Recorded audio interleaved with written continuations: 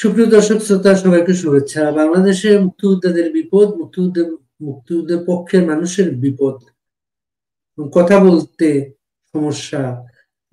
যারা কথা বলার চেষ্টা করছেন যেখানে, তাদেরকে নানাভাবে থামিয়ে দেওয়া হয়েছে। আজকে সকালেও রিপোর্টার্স ইউনিটিতে যে ঘটনাটা ঘটলো, বীর মুক্তিযোদ্ধা লতিফ সিদ্দিকী সহ কয়েকজনকে সেখান থেকে আটক করে নিয়ে যাওয়া হলো, তাদের বিরুদ্ধে যে আচরণটা করা হলো, একটা স্বাধীন দেশ, রাষ্ট্র, আইন কানুন থাকলে এগুলা হওয়া সম্ভব না। মুক্তিযোদ্ধা, আমাদের একজন বীর মুক্তিযোদ্ধার সন্তান আমাদের সাথে আজকে আছেন, মানবাধিকার কর্মী লোপা। আপনাকে শুভেচ্ছা। ধন্যবাদ ভাই। এই ঘটনাগুলো লোপা আপনার মাঝে কি প্রতিক্রিয়া তৈরি করে? আম, এই প্রথম কথা হচ্ছে যে আমরা তো আসলে জুলাই আগস্টের বুঝেই গেছিলাম না, 5ই আগস্টের পরে আরো এটা প্রতীয়মান হলো যে এই পুরা বিষয়টাই আসলে মুক্তিযুদ্ধকে বিলীন করে দেওয়ার জন্য। কিন্তু তারপরেও প্রতিবার যখন এই ধরনের ঘটনার মানে দেখতে পাই, তখন তো ভীষণ কষ্ট দেয়। এবং আমি চিন্তা করি যে আমি আসলে ওই জায়গায় আমার বাবাকে চিন্তা করি। আমার বাবা চলে গেছেন। আমার মনে হয় যে যদি উনি বেঁচে থাকতেন, এই অপমান, এই গ্লানি, আসলে এই কষ্ট, এটাকে সহ্য করাটা তো খুব কষ্ট হতো। সুতরাং এই যে মুক্তিযোদ্ধারা বারবার অপমানিত হচ্ছেন, লাঞ্ছিত হচ্ছেন, সত্যি কথা বলতে যে মানে আমি এইরকম জাতি বোধহয় পৃথিবীতে আর আছে কিনা আমি জানি না। কেন আমি বলছি এটা, যে আমি সবাই তো আর এই এই অসৎ কাজটার সাথে, এই নষ্ট কাজটার সাথে যুক্ত নয়, এটা আমি জানি। কিন্তু প্রতিবাদটাও কিন্তু আসছে না। হ্যাঁ, আমার একজন এরকম আমার জাতির শ্রেষ্ঠ সন্তানদেরকে যখন প্রিজন ভ্যানে নিয়ে যাওয়া হচ্ছে, তাদেরকে রক্তাক্ত করা হচ্ছে, তাদেরকে মারা হচ্ছে, তাদেরকে জুতার মালা গলায় দেওয়া হচ্ছে, তখন প্রতিবাদ যেভাবে আসা উচিত, এই যে তরুণ প্রজন্ম, তরুণ প্রজন্ম কি থাকে? তরুণ প্রজন্ম থাকে একটা জাতির ভবিষ্যৎ, তাদের জাতির আহ মানে বর্তমান প্রজন্ম তাদের দায়িত্ব, সমস্ত কিছুর ভার ভবিষ্যৎ প্রজন্ম বা তরুণ প্রজন্মকে দিয়ে যায়। এটাই তো নিয়ম। আমাদের বাবারা আমাদের হাতে কাঁধে দিয়ে গেছেন, আমরা দিব তাদেরকে। কিন্তু আমি তো এই তরুণ প্রজন্মকে দেখে ভীষণভাবে হতাশ। যারা ডিরেলড হয়ে গেছে ইউনূসের সাথে, ইউনূসের প্ররোচনায়, তাদের কথা আমি বাদে রাখছি, তাদের সাইডে। কিন্তু যারা এগুলো বুঝতে পারছে কিন্তু কথা বলছে না, তো এই প্রজন্ম দিয়ে মানে এটা কেমন? আমি তো কিছু বুঝতে পারছি না। আহ, আমি খুবই আজকে ভীষণভাবে মর্মাহত, বাড়ি ভাই। মানে আমি ফুটেজ গুলো দেখলাম, বিভিন্ন বিভিন্ন টিভি চ্যানেলের ফুটেজ লাইভ সম্প্রচার হচ্ছিল সেখান থেকে, যে ভাষায় মুক্তিযোদ্ধাদের, এরা জানে কি না এই লোকটা কে, কার সাথে কথা বলার চেষ্টা করছে। ঢাকা ইউনিভার্সিটির টিচার হাফিজুর রহমান কার্জন, উনি একজন, আহ, আমাদের বিভিন্ন প্রোগ্রামে আসেন, কথা বলেন। উনি, উনাকে চিহ্নিত করা হচ্ছে যে উনি জুলাই হত্যাকারীদের একজন। মানে যে ভাষায় উনি টিচার যখন পরিচয় দিচ্ছেন, একজন ছাত্র পরিচয় দিয়ে বলছেন, আমি ঢাকা ইউনিভার্সিটির ছাত্র, আপনি শিক্ষক বলেই কি সবকিছু মাপ নাকি? মানে আপনি, এখানে আইন আছে, রাষ্ট্র আছে। প্রফেসর ইউনুসকে সারা পৃথিবীর মানুষ যেভাবে চিনে, তার দেশে কি পরিস্থিতি, এই যখন মব গুলা হয়, হামলা গুলা হয়, আইন উপদেষ্টা বলেন এগুলোর সাথে তারা কোনোভাবে জড়িত না। কিন্তু ওনারা যদি নিরাপত্তা, আরেকটা বিষয়, রিপোর্টার্স ইউনিটি যে জায়গায় প্রোগ্রামটা হচ্ছিল, এইসব ভেন্যুতে সারা পৃথিবীতে যেখানে প্রোগ্রাম গুলো হয়, এই ভেন্যু গুলো তো ফ্রি না। এই ভেন্যু গুলা একটা পেমেন্ট দিয়ে তার স্পেসটা ভাড়া নেওয়া হয়, এবং এই নিরাপত্তার দায়িত্বগুলো ওই কর্তৃপক্ষের। কিন্তু আমরা কোনোভাবে কোনো জায়গায় এই নিরাপত্তার চেষ্টাও করতে দেখছি না। লোপা, যে দেখেন পান্না, উনি এই মুহূর্তের আলোচিত সাহসী মানুষদের একজন। এই বিষয়গুলো নিয়ে তার সাথে কথা হয় আপনার? হ্যাঁ, ওনার সাথে আমার কথা হয় মাঝে মাঝে, পান্না চাচার সাথে। 15ই আগস্টের ওনাদের যাওয়ার কথা হচ্ছিল, তখনও কথা হয়েছে, এরপরেও কথা হয়েছে। যেহেতু উনি একটু অসুস্থ, তারপরে উনি যেভাবে সবাইকে উদ্বুদ্ধ করার চেষ্টা করছেন, অনেক সময় হয় কি যে বাড়ি ভাই, আম, আমরা আমরা এখন এমন একটা বয়সে চলে এসেছি যে অনেক দায়িত্ব আমাদেরকেও তুলে নিতে হবে। আমাদেরকে অপেক্ষা করলে চলবে না, কারণ মুক্তিযোদ্ধারা তাদের দায়িত্বটা কিন্তু পূরণ করে ফেলেছেন। তারা কিন্তু একটা দেশ আমাদেরকে দিয়ে দিয়েছেন, একটা মানচিত্র আমাদের দিয়েছেন, ভূখণ্ড আমাদের দিয়েছেন, সার্বভৌমত্ব দিয়েছেন। ওনাদের কাজ তো ওনারা করেছেন, কিন্তু আজকের দিনে 2025 সালে এসেও আমার মতো একটা, আমার বয়স 50-এর ওপরে, আমার আমার বয়সী বা আমার ছোট যারা, আমার পরবর্তী প্রজন্মের দ্বারা, আমরা যদি এখনো নিজেরা ঐক্যবদ্ধ হয়ে, যারা মুক্তিযুদ্ধের পক্ষে তাদের কথা বলছি, আমরা কিছু না করে, আমরা যদি জেদাই খান পান্না বা ফজলুর রহমান বা এনাদের দিকে তাকিয়ে থাকি, এটা তো ঠিক নয়। ওনাদের তো একটু ভারমুক্ত করা আমাদের দরকার। এবং পান্না চাচা তো একজন অসুস্থ মানুষ, এই অসুস্থতা নিয়েও উনি যেভাবে ফাইটটা করে যাচ্ছেন, এবং উনি প্রতিনিয়ত চিন্তায় থাকেন যে, কারণ আপনি জানেন যে উনি একাধারে একজন আইনজীবীও, রাইট?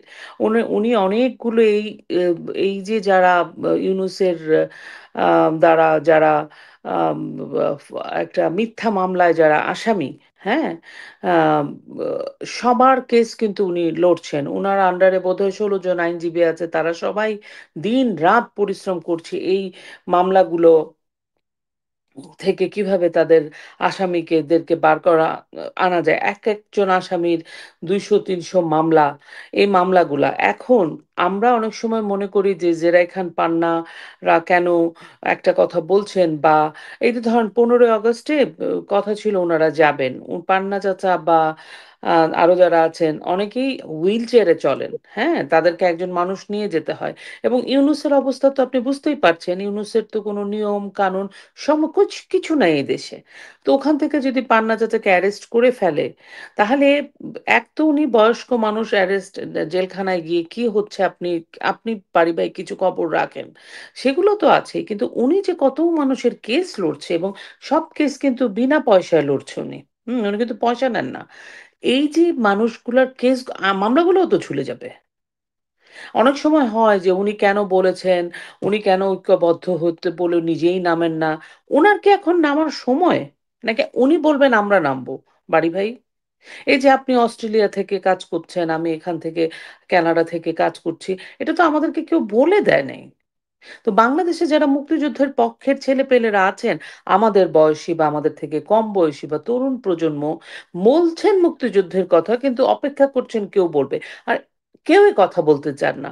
তো ইউনূস বাহিনী তো ত্রাস করতেছে, ভয় দেখাচ্ছে, আপনারা ভয়টায় পড়ছেন।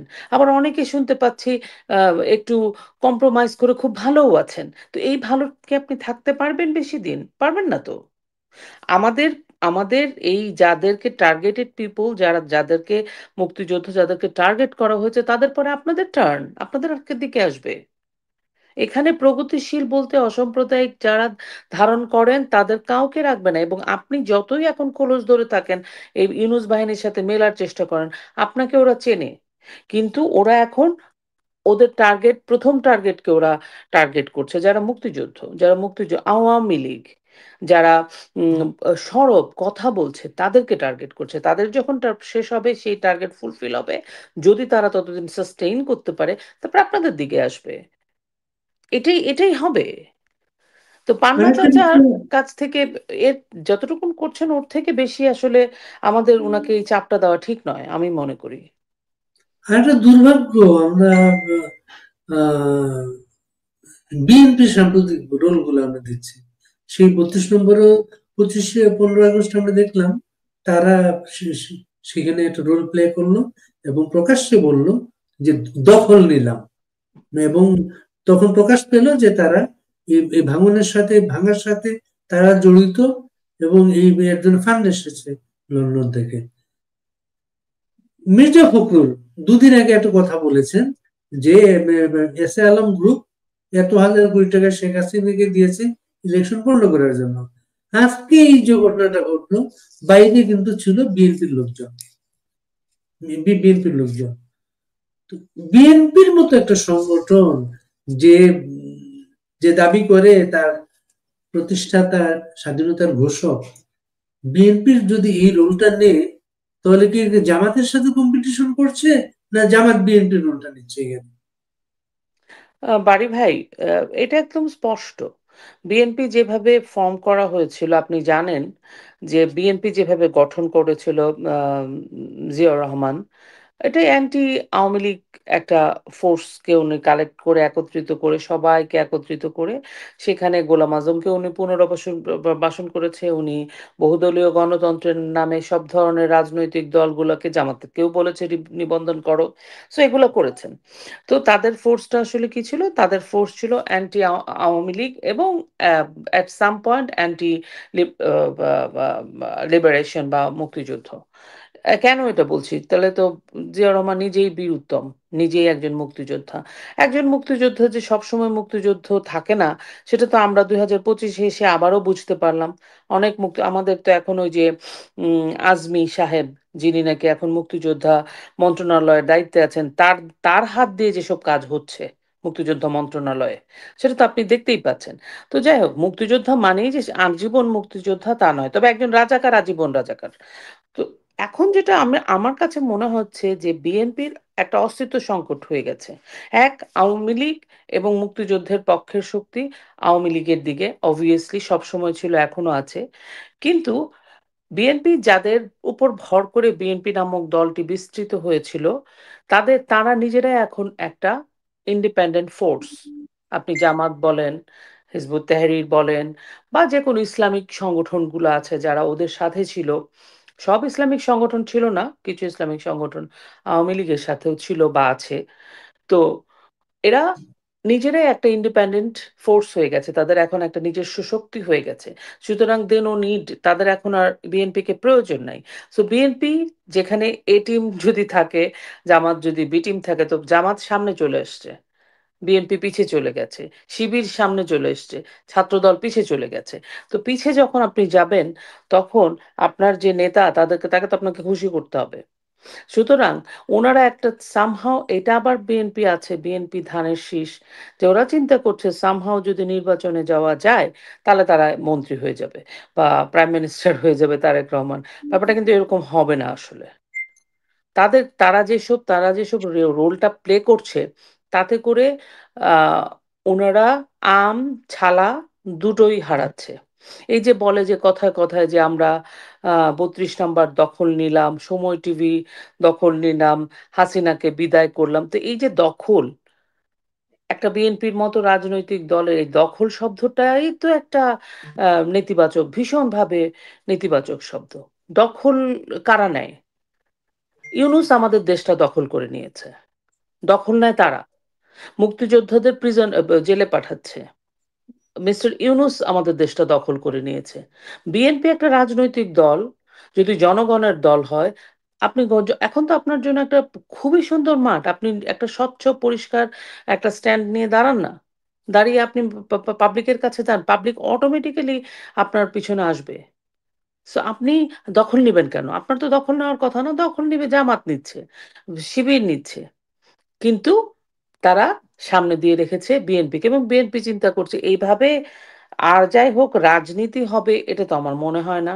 এবং বিএনপির প্রত্যেকটা পদক্ষেপ ভুল। আপনি যে এখন ফজলুর রহমানের সাথে যে কাজটা করলেন, ফজলুর রহমানকে যারা এত বাজে বাজে কথা বললো, তার বাসার সামনে প্রসেশন করলো, এবং কি ভাষা তাদের! তারপরে রুমিন ফারহান আপা, একজন মহিলা মানুষ, উনি যেহেতু একজন খুবই স্ট্রং মানুষ, উনি যেহেতু উম, ওনার একটা নিজস্ব ব্যাকগ্রাউন্ডও আছে, ব্যাকগ্রাউন্ড ইন এ সেন্স আমি বলছি উনি একটা ভালো জায়গায় কাজও করেন, উনি একজন আইনজ্ঞ, এবং নিজের ফাইট উনি নিজে করতে পারেন।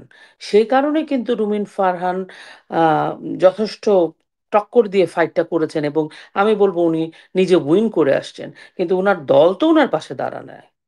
তো এ ফজলু আঙ্কেল, ওনাকে বলা হচ্ছে ফজু পাগলা, উল্টা বিএনপি ওনাকে 3 মাসের জন্য সাসপেন্ড করে দিল। এই যে স্টেপস গুলা, পারি ভাই, এই স্টেপস গুলা করে কি ওনারা মনে করছে যে ওনারা বিএনপি কিছু একটা জায়গায় অ্যাচিভ করতে পারবে? পারবে না। যদি মুক্তিযুদ্ধের মুক্তিযুদ্ধ জিতে যায়, তাহলে আওয়ামী লীগ জিতে যাবে। বিএনপি ওই দিকও হারালো, কারণ জামাতের এখন বিএনপিকে দরকার নাই, বিএনপির জামাতকে দরকার। আর যদি আমরা হেরে যাই, তাহলে তো চূড়ান্ত হার। ব্যক্তি জীবনে আমরা জানি যে একটা হতাশ, যখন একটা মানুষ যখন হতাশ হয় তখন সে বেপরোয়া একটা আচরণ করে। সে জানে না আমি তো এমনি মরে গেলাম, হুম। তোমাকে নিয়ে মারি, এমন একটা অবস্থা। রাজনৈতিক দল হিসেবে বিএনপি এর মাঝে নানা কিছুতে তার যেন স্পষ্ট নানা কিছুতে সে হতাশাগ্রস্ত, কিন্তু হতাশাগ্রস্ত, সে হতাশাগ্রস্ত, ইউনূস নিজে হতাশাগ্রস্ত, তার উপদেষ্টাদের আচার আচরণ চাল চলনে সবাই কিন্তু হতাশ। সব হতাশা গোষ্ঠীর যোগফল। Zero, zero, zero plus zero is zero. না বাড়ি এই ভাই, এখানে একটু বলি। আপনি দেখেন, হতাশ, হতাশ মানে কি? হতাশ তো হবেই। এই যে মাহফুজ কিছুদিন আগে নিউ ইয়র্ক আসলো, ওখান থেকে তাড়া খেয়ে গেল। এর আগে আসিফ নজরুল মার খেতে খেতে বেঁচে গেল। প্রফেসর ইউনুস লন্ডন গেলেন, কি বেইজ্জতটা হলেন। যেখানে যাচ্ছেন, যেখানে যাচ্ছেন। এবং এটাও শুনি যে এনসিপির যে নেতাগুলা, তারা নাকি বাথরুমে গেলে পর্যন্ত তাদের দরজার বাইরে সেনা পাহারার প্রয়োজন হয়। আপনারা কতদিন এই শেলের মধ্যে থাকবেন? তার মানে কি বাংলাদেশের মানুষ তাদেরকে আসলে বর্জন করেছে? যেহেতু ক্ষমতা তাদের সাথে আছে, পাওয়ার আছে, প্রশাসন আছে, আইন শৃঙ্খলা রক্ষাকারী বাহিনী আছে, সেনাবাহিনী আছে, সেহেতু তারা সাস্টেইন করে যাচ্ছে। বাট এটা তো প্রলং করতে পারবে না, এটা তো প্রলং করবে না, অনেকদিন যাবে না, তাই না? এবং এটা ইউনূসও বুঝতে পেরেছে, এবং তার সাঙ্গপাঙ্গরা সবাই বুঝতে পেরেছে। মজার ব্যাপার, বিএনপিও বুঝতে পেরেছে, এবং সেই জন্য মির্জা ফখরুল সাহেব সকালে একবার বিবৃতি দেন, বিকালে আরেকটা বিবৃতি দেন। উনি যে বললেন যে এস আলম গ্রুপ এত এত টাকা দিয়েছে, এই মানে এটা উনার মতো একটা মানুষ এই এই ধরনের একটা বেসলেস কথা উনি কিভাবে বলেন? উনার কাছে তথ্যপত্র হতাশ, হুম? হতাশ মানুষ ছাড়া এরকম কথা বলতে পারে না। উনি কি মনে করেছেন যে বললে উনি যেটা বলবেন সেটাই বাইবেলের বাণী হয়ে যাবে, সেটাই মানুষ বিশ্বাস করবে? মানুষ উনাদের কথা নিয়ে হাসে। তা এই কথাগুলোর মাধ্যমে এই পরিবেশগুলো তারা তৈরি করে, কিন্তু হ্যাঁ। আজকে যে ঘটনাটা হলো রিপোর্টার ইউনিটিতে, মির্জা ফখরুলদের মতো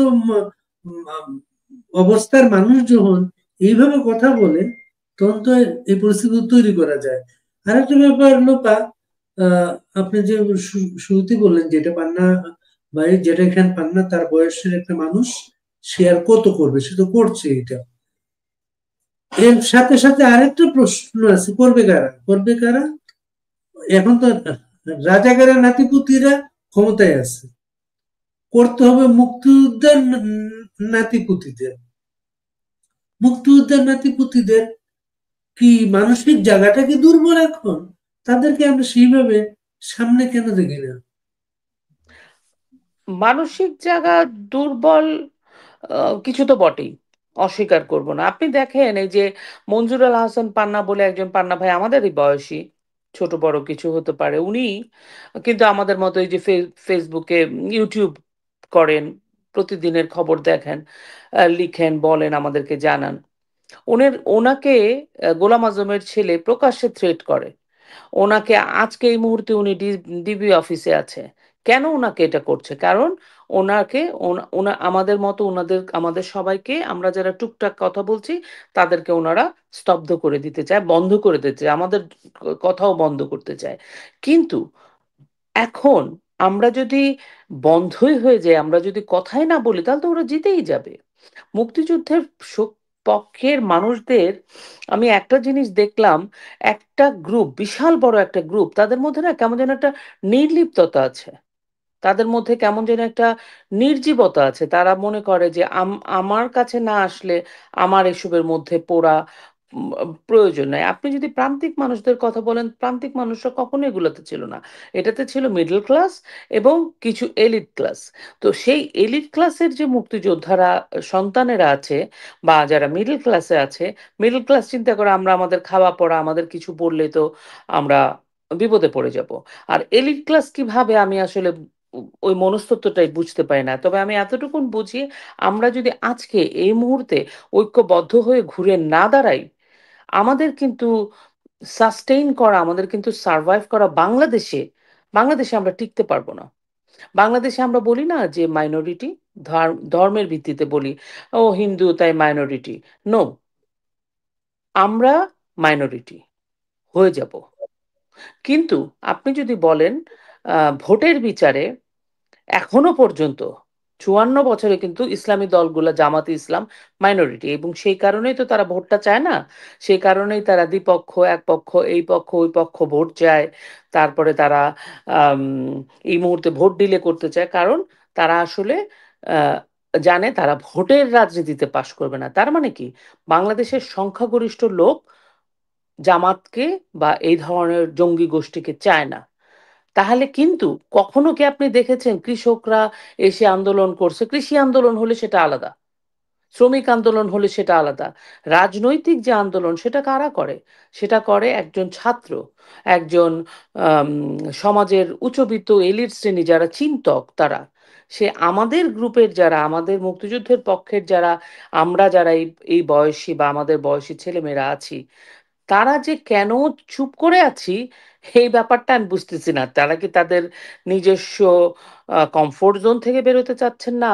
তারা কি চিন্তা করছেন যে আমাদের আহ, আহ, আমাদের ইমেজ, আমাদের জমি জমা, আমাদের সম্পদ, আমাদের সমস্ত কিছু রক্ষা করতে হবে, সেই জন্য তা বেরোচ্ছেন না? আমি তো বলতে পারছি না। তবে আমি কাইন্ড অফ ফ্রাস্ট্রেটেড। আমি বাংলাদেশের মানুষ নিয়ে হতাশ নই, আমি আমাদের শ্রেণীর যে হ্যাঁ, ছেলেপেলেরা ওই যে তাদেরকে বললাম, নিয়ে হতাশ। প্রান্তিক মানুষগুলা হুম। প্রান্তিক মানুষগুলো কোনো কথা বলছে, হ্যাঁ, হ্যাঁ, কথা কথা বলছে। এখনো এটা তাদের এমন জন্য তো টিকে আছি বাড়ি ভাই। আরো মজার ব্যাপার যে কথা বলছে, কারণ তার মধ্যে একটা ফেসবুক আইডি নেই, ইনবক্স নাই। আর অন্য গ্রুপ গুলা ইনবক্সে কথা বলছে, পোস্ট দিচ্ছে না। না। আর তার ওয়ালে এসে পোস্ট দিচ্ছে না, ইনবক্সে কিন্তু প্রচুর কথাবার্তা বলছে। আমরাও কিন্তু ইনবক্সের মানুষগুলোকে বাইরে নিয়ে আসতে পারছি না। সেটা লোপা, এই এই সময় মনে করেন আজকের যে ঘটনাটা, আপনার কলিমুল্লাহ আমাদের এখানে কথাবার্তা বলতেন, তাকে আটক করা হয়েছে, কথা বলাটা বন্ধ। পান্না একজন সাংবাদিক, সে কথা বলছিল, বলাচ্ছিল, সে আজকে ডিবি অফিসে। এটাকে টার্গেট কে যারাই যেখানে কথা বলার চেষ্টা করছে তাদেরকে বন্ধ করে দেওয়ার টার্গেট মনে হয় না এটা? হ্যাঁ, টার্গেট তো। কারণ আপনি যখন এই যে ফজলুল বাড়ি কথা বলছে, এখন আপনি যদি দেশে থাকতেন তাহলে আপনাকে টার্গেট করা হতো। কারণ আপনি যখন কথা বলবেন, 20টা লোক কথা শুনবে। 20টা লোকের মধ্যে 10টা লোক চিন্তা করবে যে না, আমাদের কথা বলা দরকার। এভাবেই তো এভাবেই তো তৈরি হয়, এভাবেই তো প্রতিবাদ হয়, এভাবেই তো একটা সুস্থ পরিবর্তন সম্ভব হবে বাংলাদেশে। এবং সেটা তো তারা টার্গেট, এই যে আমাদের টার্গেট কিলিং, এই যে বিভু রঞ্জন সরকার, বিভুদার মৃত্যুটা, বিভুদা তো বলেই গেছিলেন, মানে সত্য বলে বাঁচা যায় না। একদম আমাদের চোখের সামনে জলজ্যান্ত একটা উদাহরণ। এবং তার মৃত্যুটা রহস্যই থেকে যাবে। তার পরিবারও বলছে যে আমরা আর এটা নিয়ে আগাতে চাই না। কেন? তারা তাদের নিরাপত্তাহীনতায় ভুগছে। এক তো হচ্ছে মুক্তিযোদ্ধা, তার উপর আবার হিন্দু সম্প্রদায়। সো এই যে সত্য বলে বাঁচা যায় না, সুতরাং যারা সত্য বলছে, যারা ন্যায়ের পক্ষে থাকছে, যারা বাংলাদেশের পক্ষে থাকছে, সার্বভৌমত্বের পক্ষে থাকছে, বঙ্গবন্ধুর কথা বলছে, মুক্তিযুদ্ধের কথা বলছে, তাদের সবাইকে টার্গেট করে করে, যেটা 71-এও বুদ্ধিজীবীদের নিয়ে গেছিল, 71-এও আমাদের আমাদের 30 লাখ শহীদকে মেরেছে, এখনো তাই। এই যে, না হলে পাকিস্তানের যে কি ভদ্রলোক এসে যে কত বড় বড় কথা বললেন, এই যে কথাগুলা এত ঔদ্ধত্য কোথা থেকে পায়? এত ঔদ্ধত্য পায় কারণ তারা জানে তাদের পায়ের নিচের যে মাটিটা, ওটা আস্তে আস্তে শক্ত হচ্ছে। সুতরাং আমরা যারা ছোটখাটো অল্প কিছুজন মানুষ কথা বলি, তাদের কথাটাও তারা বন্ধ করতে চাচ্ছে। এবং সবার আগে তারা টার্গেট করছে যেসব মানুষরা বাংলাদেশে আছেন, বাংলাদেশে। বাংলাদেশে এবং হ্যাঁ, কথা বলছে ফজলুর হ্যাঁ, রহমান। বাংলাদেশে কথা বলছেন, তাদেরকে টার্গেট করে তারা বন্ধ করছে। এই একজনকে বন্ধ করলে আরো পাঁচজন যারা কথা বলতে রেডি হচ্ছিল, তারাও তাদের মধ্যে থেকে দুই তিনজন জড়ে যাচ্ছে, বাবা কথা বলবো না, কথা বললে তো আমার কাছেও আসবে। এগুলো হচ্ছে খুব স্লোলি তারা কাজগুলো করছে। কিন্তু আমার কথা হচ্ছে, আমি বা আপনি যদি এটা বুঝতে পারি, তাহলে আমাদের মতো যারা শিক্ষিত সমাজে মুক্তিযুদ্ধের পক্ষের, বা স্পেশালি আমি ডাক দিতে চাই যে মুক্তিযোদ্ধার যারা সন্তান, যারা এটা নিয়ে এতদিন বছরটা গর্ব করেন, আমাদের বাবারা মুক্তিযোদ্ধা, এবং বাংলাদেশ আপনাদেরকে যে সম্মান দিয়েছে মুক্তিযোদ্ধা সন্তান বলে, আপনাদের এখন রেসপন্সিবিলিটি আছে। কারণ একটা মুক্তিযোদ্ধার সন্তান কম করে হলেও বয়স মানে 30+, 40+। সুতরাং এই 40+। রেসপন্সিবিলিটি আপনাদের ঘাড়ে এমনিই চলে আসছে, এই একজন মুক্তিযোদ্ধার সন্তান হিসেবে। এবং রাষ্ট্র আপনাদের সেই সম্মান দিয়েছে, আপনাদের বের হওয়া উচিত, কথা বলা উচিত। লোপা ওই যখন আমরা যখন সাংবাদিকতায় যখন আহ, অধ্যাপক চৌধুরী যখন বিএনপির রাষ্ট্রপতি এবং হঠাৎ করে বিএনপির সাথে সম্পর্ক খারাপ হয়ে যাচ্ছিল যখন, তখন আমরা একটা জিনিস বুঝতে পারলাম যে মাহি বি চৌধুরী তার নানা কিছুতে তারেকের চেয়ে সে বেশি উজ্জ্বল হয়ে যাচ্ছিল। হ্যাঁ, তারেকের চেয়ে উজ্জ্বল হয়, তারেককে এদের থামাতে হবে, বেচার রাষ্ট্রপতিগিরি শেষ। এখন ওখানে একজন ফজলুর রহমান, বিএনপির যত নেতা আছেন, মহাসচিব আছেন, ভারপ্রাপ্ত চেয়ারম্যান আছেন, সবার চেয়ে কথাবার্তায় তার কথাবার্তা গুরুত্বপূর্ণ হয়ে মিডিয়াতে আসছিল। এবং এটা টক শোতে সাংবাদিককে আমি বলতে দেখলাম যে উনি তো হচ্ছেন বিএনপির ভিতরে আওয়ামী লীগের এজেন্ট, এমনি ফেসিবাদের এজেন্ট। খুব সহজ একটা ট্যাগ হয়ে গেছে, কারণ ফেসিবাদের এজেন্ট বলা। কালকে আমি ওই যে স্বা- স্বাধীন খসরু, যে আর্টিস্টকে আমরা নিয়ে আসলাম, ওই তারা যেখানে আঘাতপ্রাপ্ত, তারা কোনো দল করেন না, জাতির পিতার হত্যার দিন তারা তাকে শ্রদ্ধা জানিয়ে একটা স্ট্যাটাস দিয়েছেন। এটাকে কেন্দ্র করে তাদের নামে কালচারাল ফেসিস্ট। প্র্যাকটিক্যালি লোপা, যত আঘাতগুলো আসতেছে, আঘাতগুলো আসতেছে, তত কিন্তু প্রকাশিত হচ্ছে, তত প্রকাশিত হচ্ছে। কাজেই মনে হয় আহ হতাশার কোনো জায়গা নেই কিন্তু, কারণ তারা তারা ভীত সন্ত্রস্ত, এর জন্য ভয় দেখায়, কিন্তু যখন ভয় পায় তখন ভীত সন্ত্রস্ত দেখায়।